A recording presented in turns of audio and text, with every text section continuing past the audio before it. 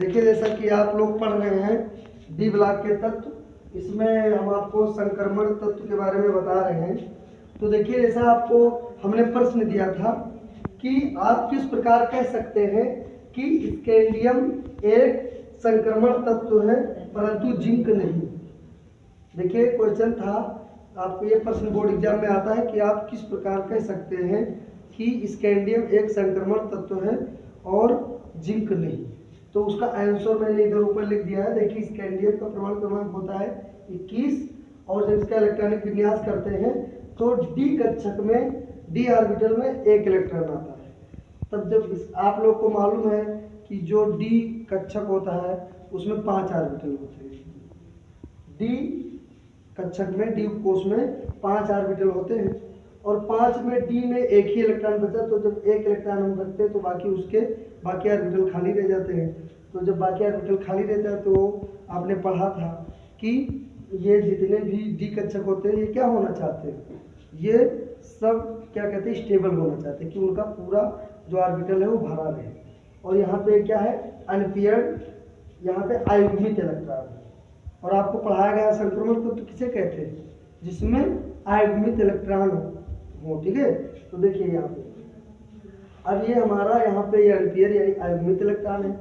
जबकि कह रहा है कि आप कैसे कह सकते हैं कि स्कैंडियम हमारा संक्रमण तत्व है और जिंक नहीं है।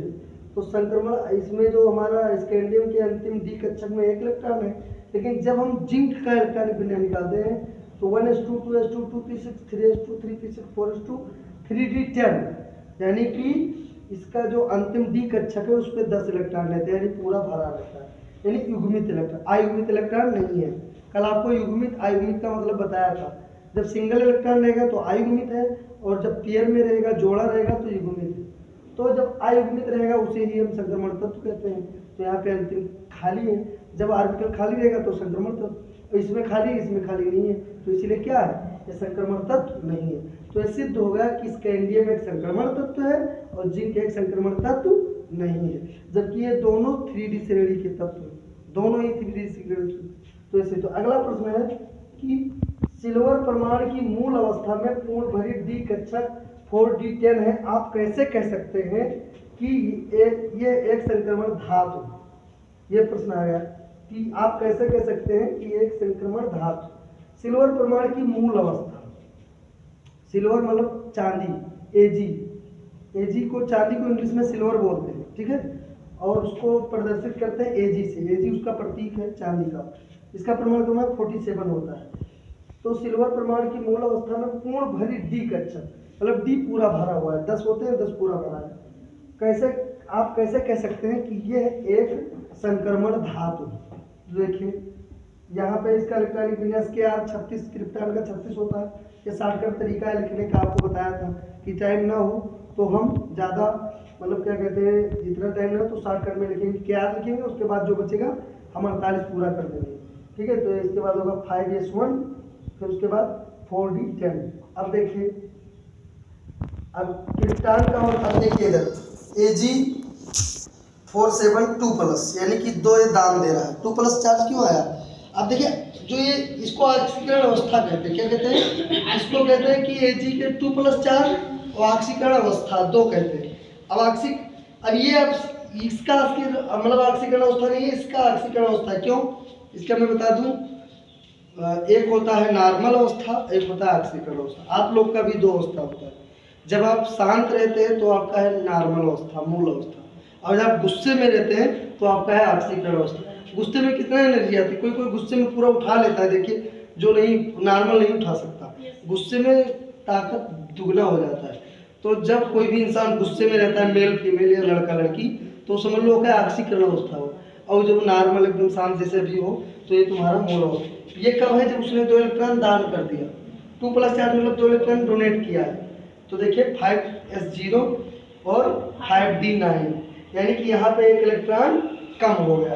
क्योंकि कम क्यों होता है, क्योंकि यहाँ से 2 इलेक्ट्रॉन निकल रहा है। ठीक है, तो एक इसका निकलेगा एक इसका निकलेगा। तो देखिए यहाँ पे देखिए एक अयुग्मित इलेक्ट्रॉन है, तो इसलिए इसे संक्रमण तत्व कहते हैं। तो ये हमारा सिद्ध हो गया, क्योंकि अपवाद है। ये क्या है, Ag अपवाद होता है। जैसे कॉपर अपवाद था हमारा क्रोमियम अपवाद था, ऐसे सिल्वर भी क्या होता है, अपवाद होता है, क्योंकि ये क्या करता है, डी कक्षक में, मतलब क्या कहते हैं कि जो डी कक्षक में 10 इलेक्ट्रॉन नहीं रखता, 9 इलेक्ट्रॉन नहीं रखता, सब लोग रख लेते हैं, नहीं रखते, 9 4, इसीलिए अपवाद है, इसीलिए क्या है, संक्रमण धातु। अगला क्वेश्चन देखिए, इसका आंसर इतना लिख के लिख देना है क्योंकि ये अपवाद है, इतना दोनों बना के यहाँ इतनी इलेक्ट्रॉन, ये संक्रमण तत्व और लिख देना क्योंकि ये अपवाद। अगला क्वेश्चन देखिए, किन तत्वों को संक्रमण तत्व नहीं कहा जाता है।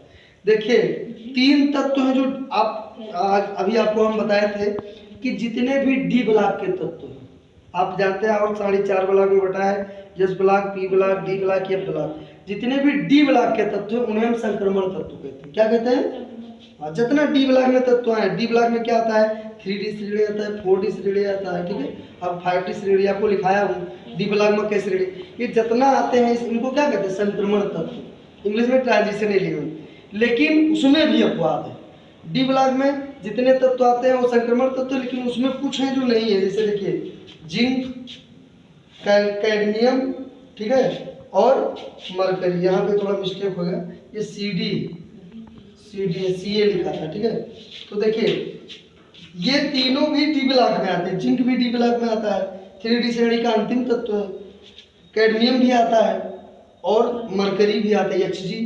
जो मरकरी आप लोग जानते हैं कि जो डॉक्टर के पास आप जाते हैं, बुखार होता है ना, तो वो कहता है कि लो थर्मामीटर, तो मुंह में देता है रखने के लिए, ठीक है, तो मुंह में आप रखते हैं तो उसमें मरकरी वाइट लगा होता है, वो जैसे आप लोग का नॉर्मल टेम्परेचर होता है 98.6 फ़ारेनहाइट में ये लिखा रहेगा, तापमान का 3 मात्रक होता है, एक फ़ारेनहाइट, एक केल्विन, एक डिग्री सेल्सियस। तो ये केल्विन डिग्री सेल्सियस बड़ी बड़ी चीज़ें नापने के लिए होता है, और मनुष्य का तापमान नापने के लिए क्या होता है, फ़ारेनहाइट। तो अगर हम लोग का 98.6 डिग्री फ़ारेनहाइट है तो हम लोग नॉर्मल, बुखार नहीं है, और अगर डिग्री सेल्सियस में अगर हमारा 37 डिग्री सेल्सियस है तो हमारा क्या है, नॉर्मल। मतलब डिग्री सेल्सियस में नापेंगे तो 37 और फ़ारेनहाइट में नापेंगे तो 98.6 फ़ारेनहाइट, 3 तापमान के 3 मात्रक हो रहे। अब ऐसे हम इतना दूरी नापेंगे, इतना तो सेंटीमीटर में नापेंगे, इतना दूरी नापना है तो मीटर में नापेंगे, और दूरी नापेंगे तो किलोमीटर में नापेंगे, और एकदम छोटा तो मिलीमीटर में नापेंगे, वो छोटा तो माइक्रोमीटर में, फिर नैनोमीटर, फिर एंगस्ट्राम, मतलब दूरी के बहुत मात्रक होते हैं, लेकिन हमें जैसा यूज करना है छोटा बड़ा वैसा अलग अलग बनाया गया है, ठीक है। तो इस तापमान के भी 3 मात्रक है, ठीक है। इस समय के मात्रक मेन होता है सेकेंड, लेकिन मिनट भी नाप सकते हैं, घंटा नाप सकते हैं, ठीक है। तो ये चीज़ें, तो क्या होता है कि वो जो पारा व्हाइट कलर का होता है, जैसे अगर हमारे बुखार है तो 98.6 से तुरंत 100 पे पहुँच जाएगा, तो डॉक्टर तुरंत बता देगा कि 100 फ़ारेनहाइट को बुखार है। अगर किसी का 104 हो गया तो उसकी मौत हो जाएगी, कोई बच्चा है इतना बड़ा, अगर उसका 104 या 5 हो गया तो उसकी मौत, जिसको कहते हैं कि इसको डेंगू का बुखार हो गया, ना सर पे बुखार चढ़ गया, 1 से 4 5 पे, हम लोग का तो मौत नहीं होगा, हम लोग बड़े हो गए, हमारे लोग की स्ट्रेंथ ज़्यादा, इम्यून सिस्टम ज़्यादा, कोई छोटा बच्चा है तो उसकी मौत हो जाए, क्लियर है। कोई इतना बड़ा घर में है उसको क्या करो, अगर कोई बुखार हो जाए तो कुछ लोग रुमाल रखते हैं, कपड़ा रखते हैं, ठीक है। तो देखिए तो जो देखिए साइलेंट, जिंक, कैडमियम और मरकरी, ये तीनों तत्व संक्रमण तत्व यानी डी ब्लॉक में आते हैं, लेकिन संक्रमण तत्व नहीं है। ये बोर्ड एग्जाम में पूछा आता है कि किन तत्वों को संक्रमण तत्व नहीं कहा जाता है, तो आपको इन तीनों का नाम लिखना है। तो देखिए इसी के साथ आपको अगर हमारा मतलब ये आपको समझ में आया हो, पसंद में आया हो, तो हमारे चैनल को लाइक करें, सब्सक्राइब करें। धन्यवाद।